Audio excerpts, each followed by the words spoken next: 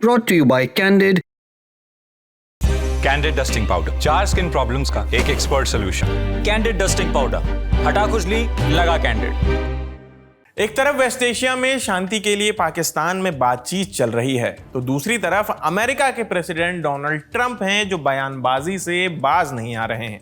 अब कह रहे हैं कि दुनिया के कई बड़े बड़े तेल टैंकर जो पूरी तरह खाली हैं इस वक्त अमेरिका की तरफ आ रहे हैं ताकि वहां से तेल और गैस भर सके। ट्रंप ने अपने social media platform truth social पर लिखा कि ये टैंकर दुनिया के सबसे बड़े टैंकरों में से हैं और अमेरिका में सबसे बेहतरीन और स्वीटेस्ट यानी कि सबसे अच्छी क्वालिटी वाला तेल और गैस लेने आ रहे हैं।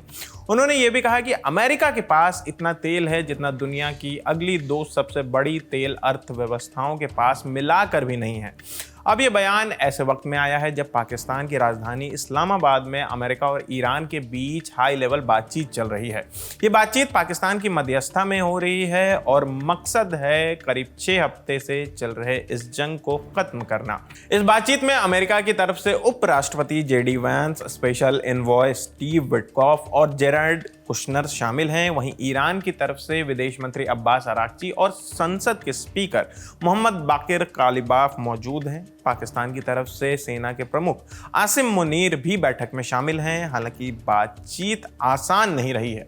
इंडिया टुडे की रिपोर्ट के मुताबिक खबर है कि अमेरिकी डेलीगेशन के इस्लामाबाद पहुंचने के बाद करीब 5 घंटे तक ईरान के साथ कोई डायरेक्ट बातचीत शुरू ही नहीं हो पाई। वजह दोनों देशों के बीच गहरा अविश्वास और कई शर्तें। खुद ईरान के विदेश मंत्री अब्बास अराक्ची ने कहा कि वो बिना भरोसे के इस बातचीत में आए हैं। आज तक की रिपोर्ट के मुताबिक अमेरिकी राष्ट्रपति डोनाल्ड ट्रंप ने बातचीत शुरू होने की पुष्टि कर दी है और कहा कि बातचीत आधिकारिक तौर पर शुरू हो चुकी है। इस बीच सोशल मीडिया पर तेल बाजार के रिसर्चर रोरी जॉनस्टन की एक पोस्ट भी चर्चा में है। उन्होंने लिखा कि अच्छा लग रहा है कि ये देखकर कि खाली तेल टैंकरों की एक बड़ी संख्या अमेरिका की तरफ जा रही है। मैप में दिख रहे सभी टैंकर्स खाली हैं जिनकी क्षमता करीब 20 लाख बैरल है और ये इस समय अमेरिका के गल्फ कोस्ट की तरफ जा रहे हैं।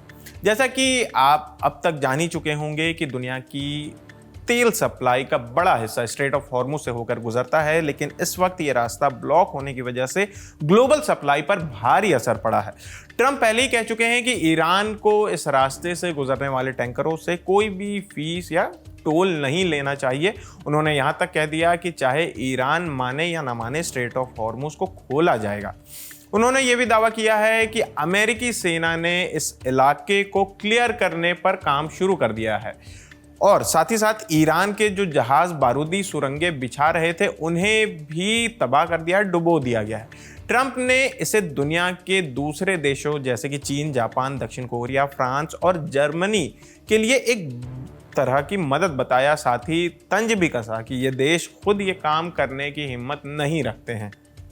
फॉक्स न्यूज़ के मुताबिक ट्रंप ने पहले भी कहा था कि जिन देशों को फ्यूल नहीं मिल रहा और जो ईरान के खिलाफ कार्रवाई में शामिल नहीं होना चाहते उनके लिए मेरी एक सलाह है। पहली बात तो ये कि अमेरिका से तेल खरीदो, हमारे पास बहुत तेल है, जितना चाहो उतना है। और दूसरी बात ये कि थोड़ी हिम्मत दिखाओ, पहले ही दिखानी चाहिए थी। जैसा हमने कहा था वैसे हॉर्मुज जाओ, उसे अपने कंट्रोल में लो, उसकी सुरक्षा करो और अपने काम के लिए इस्तेमाल करो।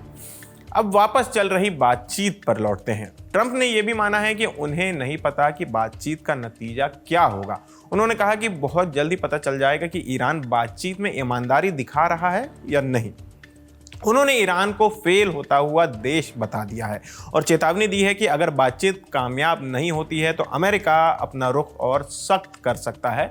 यानी कि वही बात कि अगर बातचीत सफल नहीं होती है तो अमेरिका फिर से कार्रवाई कर सकता है। कुल मिलाकर बात यह है कि एक तरफ पाकिस्तान में पीस टॉक चल रही है, दूसरी तरफ अमेरिका और ईरान के बीच भरोसे की कमी है और इसी बीच बयानबाजी भी हो रही है। ये सब कुछ एक ही साथ और एक ही समय पर चल रहा है। अब देखना है कि ये जो मीटिंग हो रही है उसका नतीजा क्या होता है। तो फिलहाल इस खबर में इतना ही। आपकी इस खबर पर क्या राय है हमें कमेंट करके ज़रूर बताएं। मेरा नाम आसिफ असरार है, कैमरे के पीछे हमारे साथी प्रशांत हैं। देखते रहिए दी ललन टॉप। शुक्रिया।